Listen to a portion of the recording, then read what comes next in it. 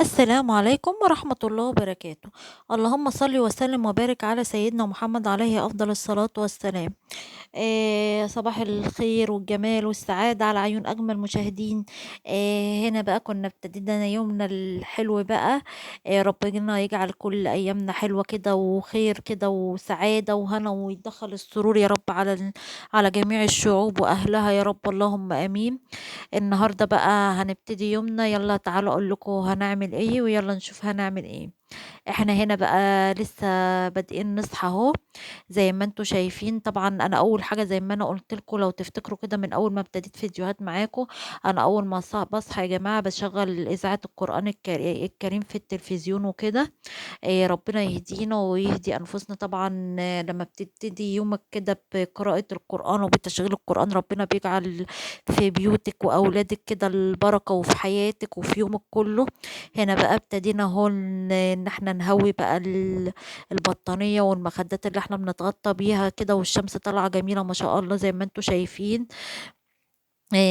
هنا معايا بقى اهو، يلا. هنا بقى انا حاطه اهو زي ما انتوا شايفين الزرع بقى وجماله وازازه الميه اللي بسقي بها الزرع. وهنا بقى ده الشارع بتاعنا اهو.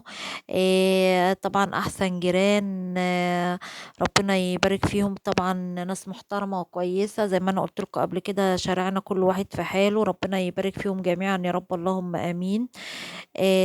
هنا بقى ابتدينا ان احنا اهو بقى نفتح كده وندخل الهوا كده والشمس، ونطرد الشياطين طبعا، بتشغيل اذاعة القرآن الكريم.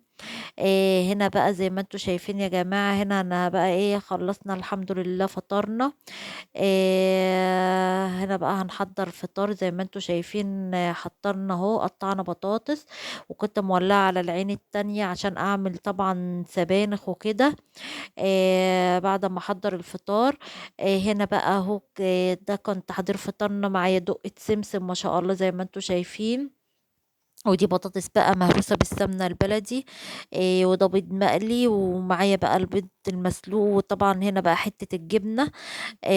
طبعا ده فطارنا النهارده بقى. وفي برطمان مربى هو ورا، هو مش باين قوي. انا عماله اجيب لكم على دوقة السمسم، طبعا انا من عشاق دوقة السمسم دي بصراحه، بحبها قوي قوي. يعني بيبقى طعمها لذيذ كده جنب البيض، جنب الطعميه، جنب الفول. ربنا يجعل يا رب الاكل ده بالصحه يا رب، اللهم امين علينا وعلى الناس كلها. طبعا بقى احنا كنا فطرنا وشطبنا المطبخ، دخلنا بقى على الغدا. طبعا زي ما انا قلت لكم، وانا مولعه على الفطار، كنت هنا مقشره توم ومفصصاها. ابتدي بقى ان انا اشوح التوم معايا. هنزل عليه بالطماطم بعد ما يبتدي ان هو يبقى ياخد لون ذهبي معايا. هنا بقى نزلت بالطماطم اهو بعد ما صفيتها في التومه. طبعا انا عندي سبانخ كنت جايباها غسلاها ومقطعاها وحطاها في الفريزر. طبعا هطلع كيس احطها في الطماطم دي وكده، لان انا اليوم النهارده بصراحه كان قصير، ما كنتش فاضيه فيه، كان ورايا كذا مشوار كده. دي بقى السبانخ اهي بوريها لكم، انا طلعتها من الفريزر. هبتدي بقى ان انا احطها على الطماطم بعد ما خدت غلوتين معايا. طبعا زي ما انتوا عارفين كده، اللي ما يعرفش زي ما انا قلت لكم، طبعا فنجان القهوه، الكنكه بتاعه القهوه دي بتاعه جوزي بقى كده، ربنا يديله الصحه. هو وكل الرجال يا رب، اللهم امين. هنا بقى حطيت السبانخ في الطماطم بعد ما خدت غلوتين معايا. هنا بقى كنت محضره وحله حد نازله عليها بشعريه عشان اولع على حبه رز. طبعا انا كنت مستعجله بصراحه، يعني النهارده وكده اليوم من اوله كده، لاني زي ما انا قلت لكم انا ما كنتش فاضيه، وكان ورايا حاجات عايزه اقضيها وكده، والحمد لله. هنا بقى انا بشوح الرز في الشعريه اهو. طبعا انا اوريكم كتير عمايل الرز بشعريه، هو مش محتاج اصلا طريقه ولا وصفه لانه سهل.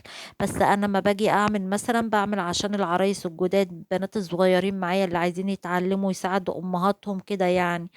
هنا بقى هبتدي بعد ما نزلت بالملح اشوح، وبعدين اول ما يبتدي ان هو يتشرب معايا الميه انزل عليه بالميه.